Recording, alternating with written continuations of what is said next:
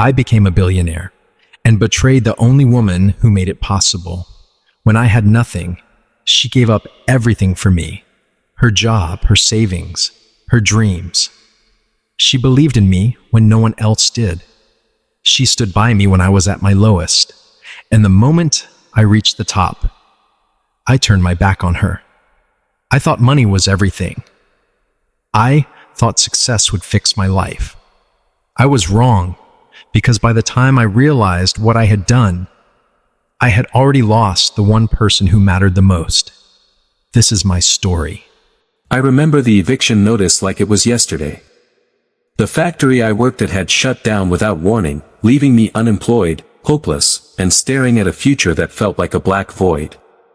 My apartment smelled of damp paint, peeling walls echoing my despair.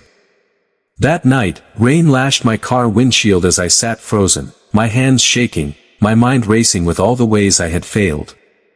Then I saw her. Elena, sitting in a diner, calm and steady, as if she could see the man I could become beneath the ruin. She didn't offer pity. She didn't offer advice. She simply looked at me and said, "Fix what's in here. Start now," tapping her chest. That moment changed everything. She quit her stable nursing job and used her savings to fund my first tech prototype. While I coded in a cold, damp garage, she worked nights sewing, stretching every dollar to make ends meet. Her hands, calloused from the machine, traced over my chaotic blueprints, bringing a quiet order to my frantic work. Her unwavering belief became my anchor. Every small breakthrough in that dimly lit garage wasn't just mine, it was ours. Through cold nights, endless bugs, and repeated failures, she never wavered. She was the first person to see not who I was, but who I could become. And it terrified me how much I relied on her, yet I felt completely unworthy of it. Slowly, our efforts began to pay off. First, 1,000 downloads. Then 10,000. Then hundreds of thousands. Investors noticed, intrigued by the app she had backed with her life savings, and soon we were signing deals, shaking hands, and opening offices. She managed everything I couldn't: contracts, finances, even calming the increasingly tense team.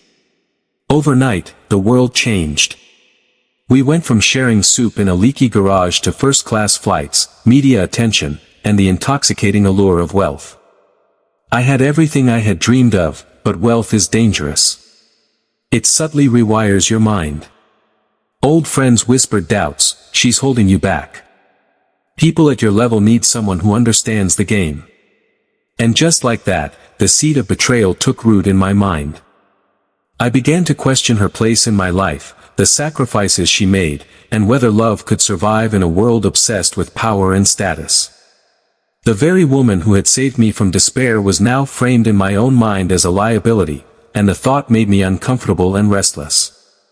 I didn't see it yet, but the first cracks in our relationship had begun to form, invisible but slowly widening. I made a decision I will regret forever. I tested her loyalty.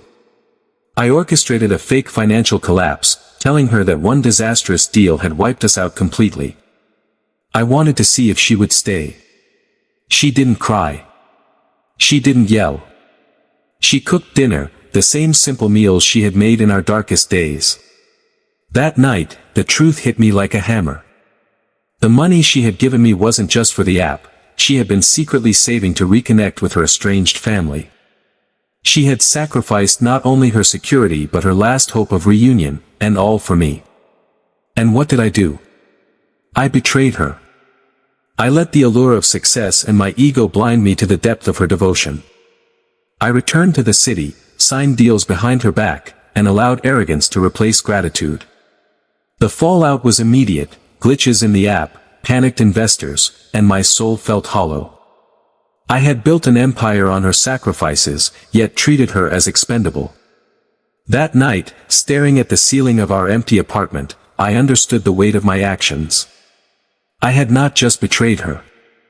I had betrayed myself, and the man I could have become with her by my side.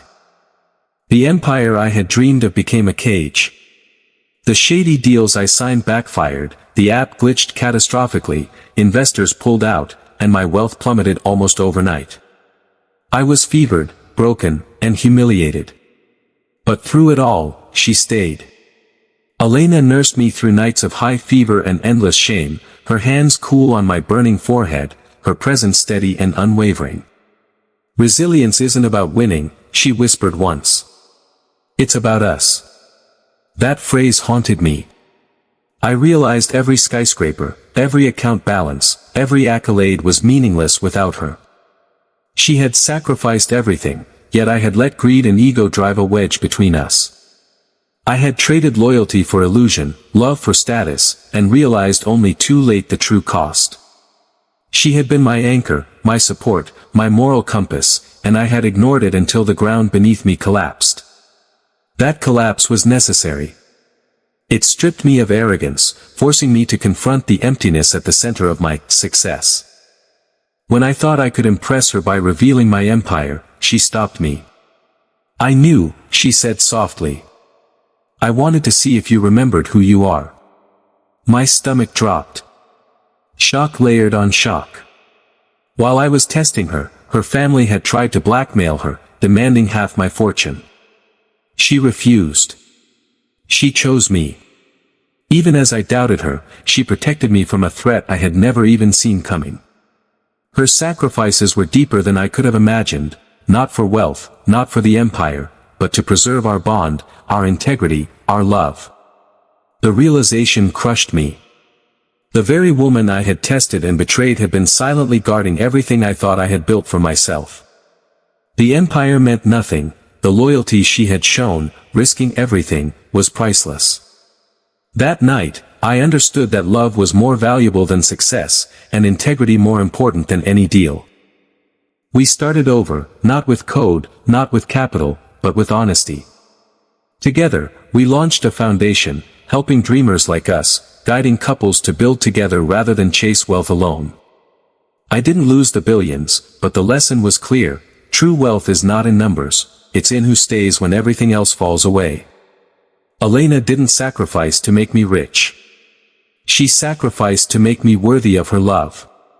Every night, I reflect on those early days, the garage, the hum of her sewing machine, the smell of coffee, and the unyielding belief in me she never abandoned. Those memories remind me of the man I could have become and the man I now strive to be. True success is measured in love, loyalty, and courage, not in what you can buy or the empire you can build. She didn't just help me become rich. She helped me become a man who finally understood the true meaning of loyalty, courage, and love. For a long time, I believed success was about numbers. Bank accounts, assets, recognition, power. But I was wrong. Because when everything started falling apart, when the empire I built began to crack, none of those things stood beside me. She did. And that is when I realized something I will never forget. True wealth is not measured by what you own. It is measured by who stays when you have nothing left to offer. I would give away every dollar I have tomorrow without hesitation. Because the debt I owe her cannot be paid with money. It is paid with respect. With honesty. With a lifetime of choosing her, the same way she chose me when I least deserved it. So let me ask you something. Have you ever had someone stand by you when you were at your worst? Someone who believed in you, even when you stopped believing in yourself? If you have, do not take them for granted. Because people like that are rare. Share your story in the comments. And if this one touched your heart, subscribe, because sometimes the greatest success stories are not about money. They are about the people who never gave up on you.